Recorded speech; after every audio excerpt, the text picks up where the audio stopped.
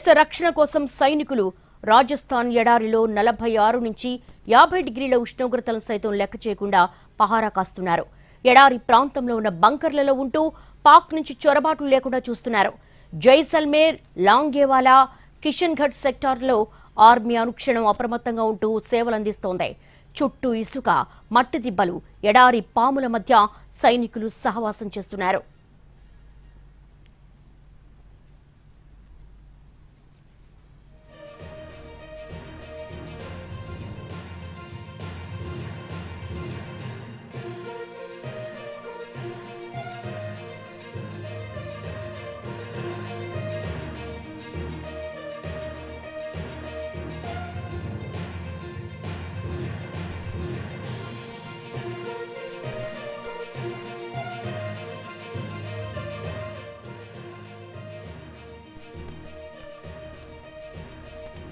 భారత్ పాక్ సరిహద్దుల్లో ఎన్టీవీ అనుక్షణం ground report చేస్తోంది.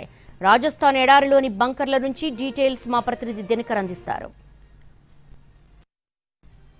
వాతావరణం యుద్ధానికి దారి తీస్తుంది, యుద్ధం జరుగుతుందన్నట్టుగా భారతీయులు భావిస్తున్నారు. మరొక వైపు భారత్ పాకిస్తాన్ల మధ్య జరుగుతున్నటువంటి ఈ యొక్క బీభత్సమైనటువంటి వాతావరణం ఎలా ఉందన్న దానికి సంబంధించి ఎన్టీవీ రాజస్థాన్లోని జైసల్మేర్ నుంచి లాంగేవాలా వరకు కూడా పూర్తి స్థాయిలో కవరేజ్ చేస్తుంది. 1971లో జరిగినటువంటి యుద్ధ సమయంలో లాంగేవాలాకి పాకిస్తాన్ సైన్యం చొచ్చుకొని రావడం, తర్వాత భారత సైన్యం దాన్ని తిప్పికొట్టడంతో 1971లో ఆ యొక్క ఘన విజయాన్ని సాధించింది. దాన్ని ఇప్పటికీ కూడా భారత్ ఘనంగా చెప్పుకుంటున్న పరిస్థితి. ప్రస్తుతం నేను లాంగేవాలా వెళ్లే రూట్లో ఉన్నాను. ఈ మొత్తం అంతా కూడా డిజర్ట్తో కూడినటువంటి పరిస్థితి. ప్రతి ఒక్క ఇది కూడా ఒక్క నరమానవుడు కూడా కనిపించరు. ఎప్పుడో ఒకప్పుడు వాహనాలు వెళ్తున్నటువంటి పరిస్థితి. మొత్తం 100 కిలోమీటర్లకు పైగా ఇలాంటి మొత్తం ఎడారి ప్రాంతం ఉంటుంది. పిచ్చి చెట్లు, తుమ్మ చెట్లతో మొత్తం అంతా కూడా కప్పబడి ఉంటుంది. రైట్, ఈ మార్గంలో ఎన్టీవీ కవరేజ్ వెళ్ళడానికి వెళ్లే సమయంలో బంకర్స్, మన కెమెరామ్యాన్ గణపతి క్లోజ్ షాట్స్లో చూపిస్తబోతున్నాడు. ఆ బంకర్స్ దగ్గర మొత్తం అంతా కూడా ప్రత్యేకంగా ఏర్పాటు చేశారు.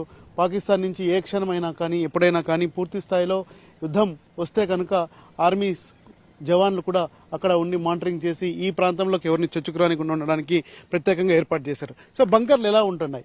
బంకర్లో సైన్యం పూర్తి స్థాయిలో రక్షణతో ఉంటూ మనందరినీ కాపాడడానికి ఇక్కడ వాళ్ళు కాపలా కాస్తుంటారు. సరిహద్దు ప్రాంతాల్లోనే ఎక్కువగా ఈ యొక్క బంకర్స్ ఉంటాయి.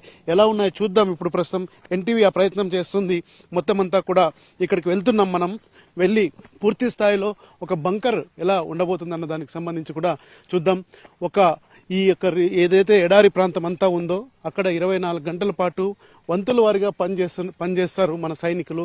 వారికి ఉన్నటువంటి విధి నిర్వహణ అనే దానికన్నా దేశ సమైక్యత కోసం, దేశాన్ని కాపాడడం కోసం మొత్తం అంతా కూడా వారు చేస్తారు.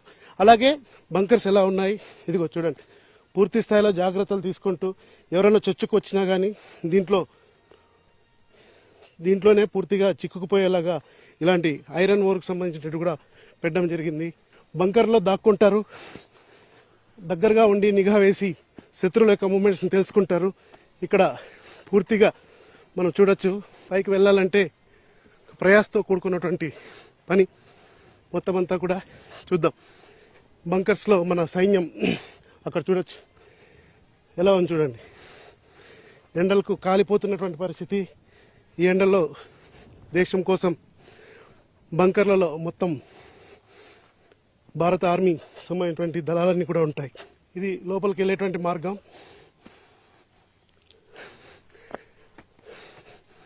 ఆయాసం వస్తుంది, ఎందుకంటే అత్యంత ఎత్తైన ప్రాంతంలో బంకర్లు ఏర్పాటు చేసుకొని వాటి ద్వారా రక్షణ ఇస్తూ మొత్తం అంతా కూడా గస్తీగా వస్తుంటారు.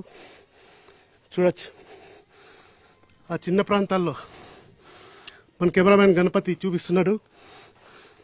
ఈ బంకర్స్ ఏవైతే ఉన్నాయో ఈ బంకర్స్లోనే సైనికులంతా కూడా ఉండి గస్తీ కాస్తూ మన దేశాన్ని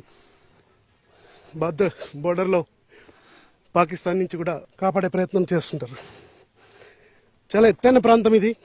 ఈ సెక్టర్లో ఇలా బంకర్లు ఏర్పాటు చేసుకొని సెక్యూర్డ్గా ఇలాంటి చిన్నది దాదాపు 5 అడుగుల పొడవు కూడా లేదు, వెడల్పు తక్కువ ఉంది.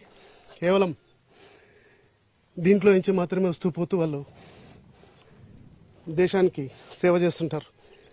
ప్రస్తుతం వాతావరణం చాలా భయానకంగా ఉండడంతో ఇక్కడ ఉన్నటువంటి దళాలన్నింటినీ కూడా బార్డర్కి తరలించినటువంటి పరిస్థితి. ఎన్టీవీ కవర్ చేస్తుంది ఇక్కడ మొత్తం అంతా. సో ఇలా బంకర్స్లో భారత సైన్యం యొక్క పరిస్థితి ఎలా ఉందన్న దానికి సంబంధించి, అలాగే అది బార్డర్లో మొత్తం అంతా ఈ దాదాపు మనం చూస్తే చాలా వ్యూ షాట్లో ఉంటుంది. ఆ వ్యూ అంతా చూస్తే ఎంత దూరంలో ఉన్నా కానీ శత్రువుని కొట్టేంత వీలుగా బంకర్లు ఏర్పాటు చేసుకుంటారు. ఈ బంకర్లకు సంబంధించి